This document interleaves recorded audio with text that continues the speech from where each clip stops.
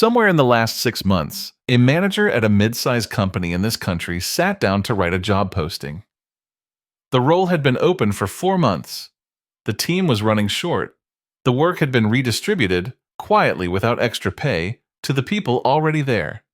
And the manager had finally gotten the green light. Budget approved.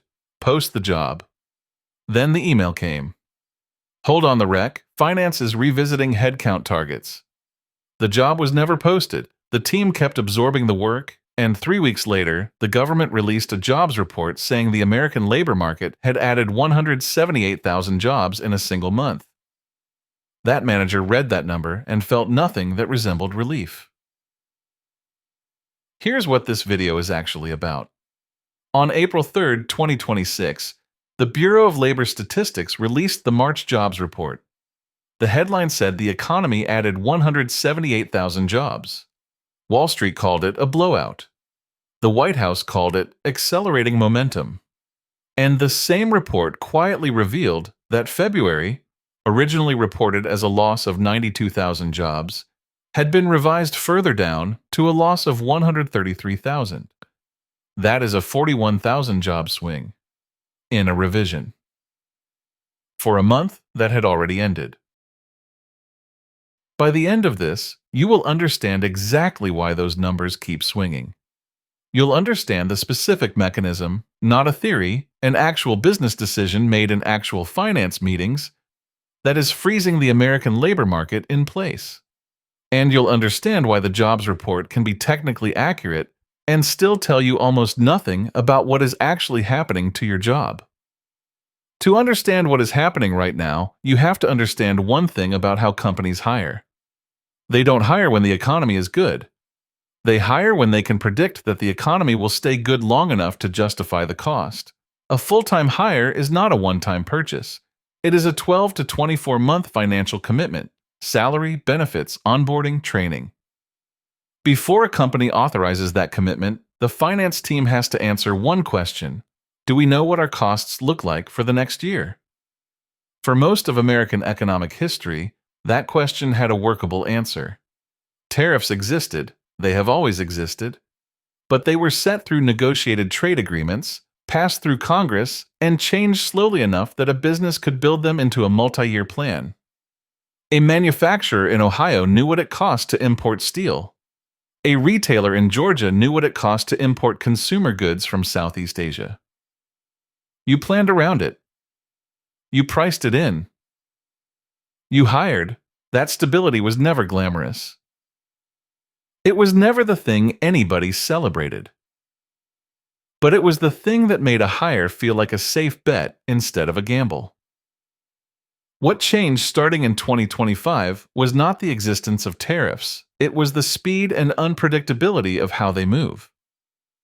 Between October 2024 and March 2026, a 17-month window, tariff policy on imported goods shifted at least 6 times.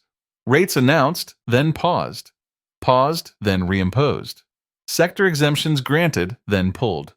Trading partners retaliated, forcing further adjustments. And with every shift, the underlying math that a company needs to approve a hire changed along with it. Think about what that means for a CFO sitting in a budget meeting in January 2026. She knows what her payroll costs today. She does not know what her input costs will look like in April or June or September. Because that depends on tariff decisions that haven't been made yet by an administration that has changed its position 5 times in the last year and a half. She cannot lock her margin projections. And if she cannot lock her margin projections, she cannot approve new headcount. So she does something that does not show up in any jobs report. She puts the rec on hold.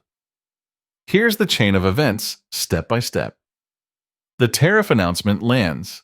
A company's procurement team flags that their input costs, the raw materials, the imported components, the shipping containers, may rise between 15 and 40% depending on which exemptions survive. The CFO marks every pending hire as provisional. The hiring managers are told to wait for clarity. The open recs stay in the system, technically approved, functionally frozen. Now here's what the Bureau of Labor Statistics actually measures. Every month, the BLS conducts a payroll survey of roughly 122,000 businesses. It counts how many people are on active payroll. If you were on payroll last month and you're on payroll this month, you are counted as an employed worker. If a new person was added, that is a job gained. If someone was removed, that is a job lost.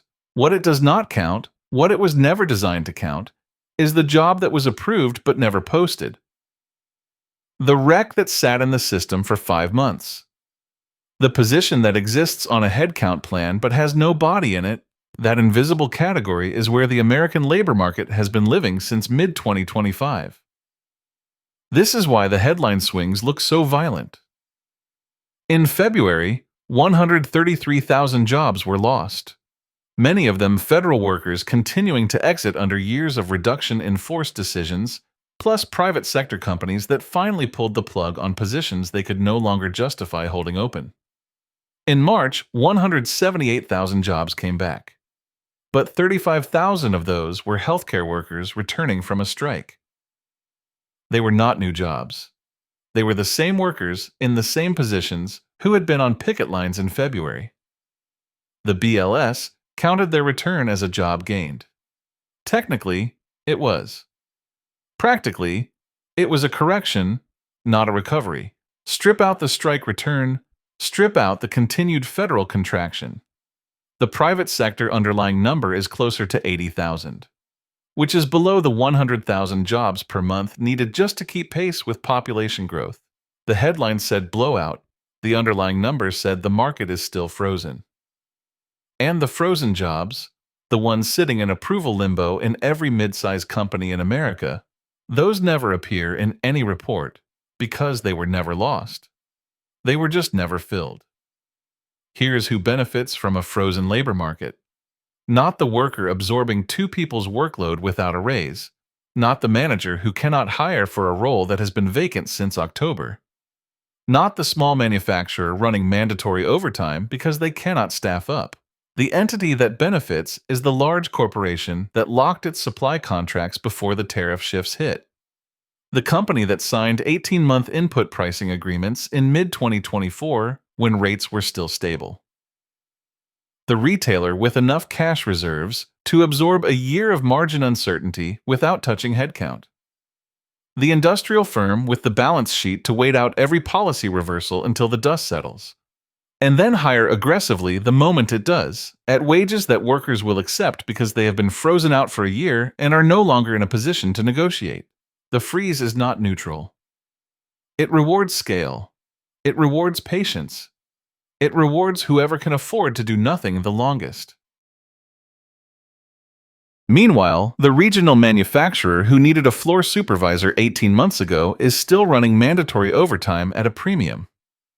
That overtime cost, spread across a crew of 15 workers over a year and a half, is not a rounding error. That is a real drag on a smaller company's margin. While the larger competitor waits, cash comfortable, for the policy environment to clarify. And here's the part nobody in the coverage is saying plainly. The ambiguity in tariff policy does not affect everyone equally. It acts as a filter. The companies that survive a prolonged freeze are the ones with size and capital. The companies that get quietly hollowed out are the ones who were already running lean. The jobs report will not tell you any of that. It will tell you payrolls rose by 178,000 in March, and it will call that a recovery. If this is the kind of story you want more of, subscribe. New videos every week. The ledger stays open. So here's what this means for your specific situation. If you are a supervisor or a team lead, if your company lost someone in the last year and you absorbed that work, you have been functioning as 1.5 employees since sometime in 2025. The jobs report did not count that. No revision will ever correct for it. What you are owed for that additional output exists nowhere in any government database. It lives only in your schedule and in the gap between the paycheck you are receiving and the one that reflects what you are actually doing. If you are a job seeker, If you have been applying into a market that feels inexplicably quiet for a supposedly recovering economy, this is why. The positions exist. Many of them are budgeted. They are sitting in HR systems right now, marked pending. The company is not hiring because it cannot confirm its cost structure 9 months from now. You are not failing the market. You are applying into one that has been instructed to wait.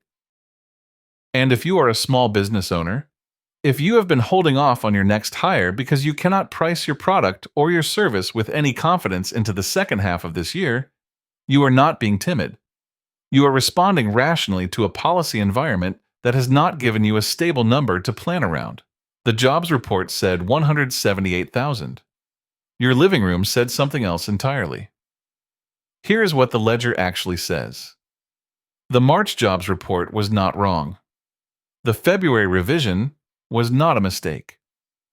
The Bureau of Labor Statistics is doing exactly what it was built to do. Count the people on active payroll, month over month, with the survey data it has. What it was not built to measure is a labor market in suspended animation. A market where the jobs exist on paper but not in practice. Where the freeze is not a recession and not a recovery, it is a waiting state.